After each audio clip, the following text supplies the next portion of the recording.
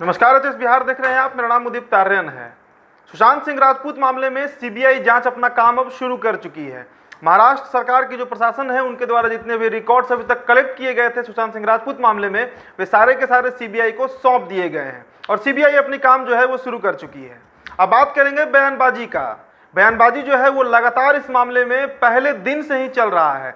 महाराष्ट्र सरकार के जितने भी नेता हैं, जितने विधायक हैं, मंत्री हैं, वे सब या तो ट्वीट के माध्यम से या फिर मीडिया में बाइट देकर बिहार सरकार और बिहार की सत्ता और प्रशासन के ऊपर सवाल खड़े करते हैं। अब जो ताज़ा मामला सामने आया है वो महाराष्ट्र सरकार के मंत्री जितेंद्र अहवाद का है। जितेंद्र अहवाद ने ट्वीट करके गुप्तेश्वर पांडे जो कि बिहार के डीजीपी हैं उन पर हमला बोला है। उनका कहना है कि अगर 2020 विधानसभा चुनाव में फिर से नीतीश कुमार की सरकार बनती है तो नीतीश कुमार गुप्तेश्वर पांडे को बिहार का गृह मंत्री बनाएंगे। आप उनका ट्वीट देख रहे होंगे, उसमें जितेंद्र अहवाद लिखते हैं कि just in case Nitish Kumar returns as CM, this DGP of Bihar will certainly be the home minister of Bihar. और साथ ही साथ उन्होंने एक खबर क्राइम तक का शेयर किया है जिसमें लिखा है कमाल है पांडे जी। तो ये हमला बोला गया है जितेंद्र अहवाद के ऊपर। सबसे प्रमुख रूप से जो मौखिक रूप से जो वोकल तौर से बोल रहा है इस मामले पर वो संजय रावत हैं। शिवसेना के एक बड़े नेता हैं, राज्यसभा सांसद भी हैं और साथ ही साथ सामना के संपादक भी हैं। उन्होंने अभी कुछ ही दिन पहले ये बात बोला था कि बिहार में ऐसे कई मामले होंगे जो सीबीआई को नियुक्त किया गया है, सीबीआई को सौंप दिया गया है।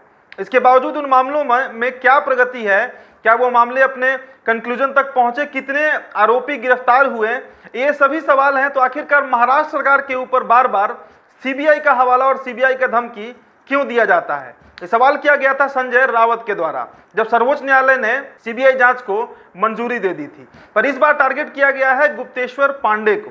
आखिरकार क्या कारण है कि गुप्तेश्वर पांडे को गृह मंत्री बनाने का बात कहा जा रहा है? कई कारण हो सकते हैं। पहला तो है कि बिहार में चुनाव होने वाला है। चुनाव आयोग ने साफ कर दिया कि निर्धारित समय पर ही बिहार में चुनाव होगा। और गुप्तेश्वर पांडे के अगर हम ट्रैक रिकॉर्ड को देखें तो उन्होंने पहले भी अपने नौकरी से वीआरएस लिया था, रिजाइन करके चुनाव लड़ना चाहा था। हालांकि उन्हें टिकट नहीं मिल पाया था और लालमुनि चौबे ने इस पर विद्रोह भी कर दिया था। उसके बाद लगातार जो बयान है गुप्तेश्वर पांडे का वो आते रहता है और कहीं ना कहीं उसमें कुछ पॉलिटिकल टच भी दिखते रहता है। साथ ही साथ नीतीश कुमार के हिमायती भी कई बार बनते हुए दिखे हैं गुप्तेश्वर पांडे। जिस दिन सर्वोच्च न्यायालय का ये फैसला आया था उस दिन उन्होंने रिया चक्रवर्ती पर यह टिप्पणी की थी कि रिया चक्रवर्ती की औकात नहीं है कि वो नीतीश कुमार यानी कि बिहार के मुख्यमंत्री के ऊपर कोई टिप्पणी कर सके। तो ये तमाम जो बैकग्राउंड्स हैं गुप्तेश्वर पांडे के। और एक और खबर चली थी कि शाहपुर से किस्मत आजमा सकते हैं गुप्तेश्वर पांडे। हालांकि गुप्तेश्वर पांडे ने इसका खंडन किया था और उन्होंने कहा था कि जब तक वे संवैधानिक पद पर बने हुए हैं तब तक वो कोई भी चुनाव लड़ने का नहीं सोच सकते। पर बिहार की जनता कहीं ना कहीं गुप्तेश्वर पांडे को बिहार की राजनीति में देखती जरूर है और इसी का आभास और आकलन किया गया है जितेंद्र अहवाद के द्वारा। और जितेंद्र अहवाद ने ट्वीट करके ये कहा है कि अगर बिहार में फिर से नीतीश कुमार की सरकार बनती है तो गुप्तेश्वर पांडे गृह मंत्री बन सकते हैं। सुशांत सिंह राजपूत मामले से जुड़ी हर अपडेट अब तक हम बताते रहेंगे। एचएस बिहार को सब्सक्राइब कर लीजिएगा। वीडियो अगर आप फेसबुक पर देख रहे हैं तो हमारे पेज को लाइक और फॉलो करिएगा। धन्यवाद।